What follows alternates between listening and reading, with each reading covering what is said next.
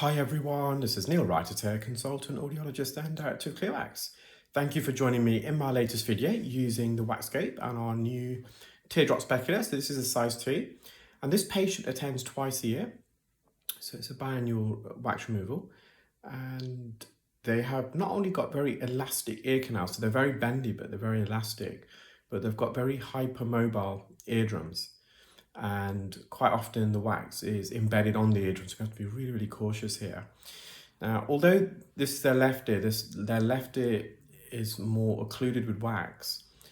Well, in recent times, I would say, it wasn't historically, but in the last 2 or 3 visits, the main reason for the patient booking in is that they begin to experience tinnitus in their right ear. So tinnitus is a term, kind of an umbrella term in a way, because a lot of people think tinnitus is just ringing or buzzing noises in the ears, but it can actually be any noises that originates within your ears or your head. That's not an external stimuli.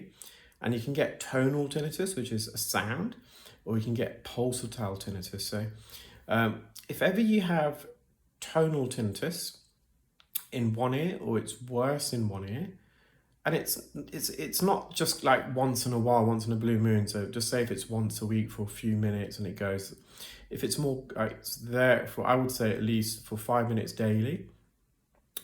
And or if you've got tonal tinnitus, so it was like, it could be cardiosynchronous, so like your heartbeat, or it could also be non-cardiosynchronous. It could be another pulse.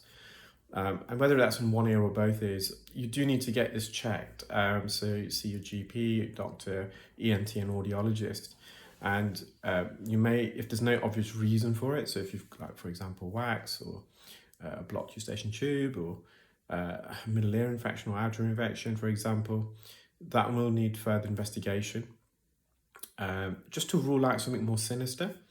Now, this patient, as I said, gets it in his right ear only, but when you see the right ear procedure, I would say it's semi-occluding wax. Now, there is some wax on their right eardrum, but the eardrum is still visible. With this, their left ear is completely impacted. And on the last 3 visits, this patient attended with tinnitus in their right ear. As soon as we removed the wax, instantly the tinnitus went. Because I was a bit unsure. I thought, well, is that the cause? Now, you can see we're making good progress. You can start to see the eardrum here. That blue, pearly lower section is the inferior quadrant of the eardrum. Just going a bit higher up. Now, we had to use a lot of oil, and we always do with this patient. They've got quite soft, mushy wax. However, because of the hot weather we're experiencing in the UK, especially in May, we're hitting 30 degrees. Now, I saw a few comments yesterday's video, people in other parts of the world saying, oh, it's only 30 degrees. That's kind of normal for where they are. In the UK, 30 degrees is a big deal. It really is. And as a country, we're not really prepared for it. We don't have AC, air conditioning, as standard in our homes, etc. So I'm going to just put a bit more oil in just to, because when you've got really mushy wax, ironically, if you put fresh olive oil in, that medical grade olive oil, and suction at the same time, it helps to coagulate and bind the wax.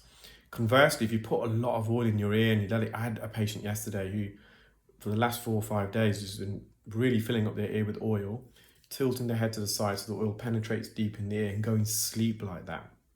So the oil's been in their ear for at least, an average person, I think they sleep about 7 hours a day. So 28 hours they've had oil in their ears and the ears tilted in such a way where what will happen when you do that, the oil will soften the wax and it will drizzle further down the ear canal and settle on your eardrum, and it's a nightmare to remove. But when you use oil and you soak it in your ear for a prolonged period of time, even if it's for about 5 minutes for a few days, and you come see myself, for example, the earwax can become quite mushy.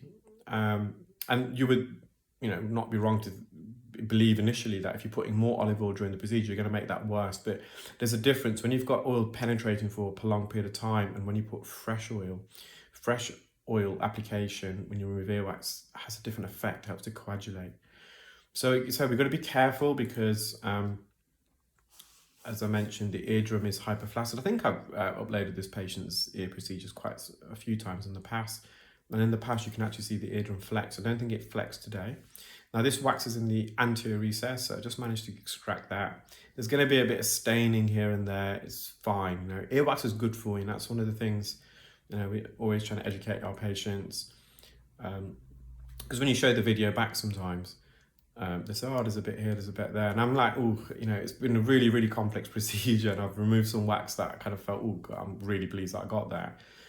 And then you see a little bit of wax on here on the eardrum. That's absolutely fine. When we're cleaning your ears, we're not giving your ears, it's not like a car wash. Wax is good for you. It's just when it's excessive. Now this is their right side. Wax is slightly firmer on this side, so I managed to remove it without any oil. I don't think I put any oil, we shall see. So what I'm trying to do, first of all, I'm just trying to reveal some of the ear canal. Once I've revealed some of the ear canal, I'm kind of at ease, because I know I'm not going to bump into the canal. When you've got wax like this, which is similar, it can almost camouflage itself in the ear, and it's up against the ear canal. You can't see the ear canal, so you can, if you're not careful, just poke the suction tip in and make contact with the canal, which we don't want to do. Particularly the inner 2/3, the bony part of the ear canal, which is really, really sensitive.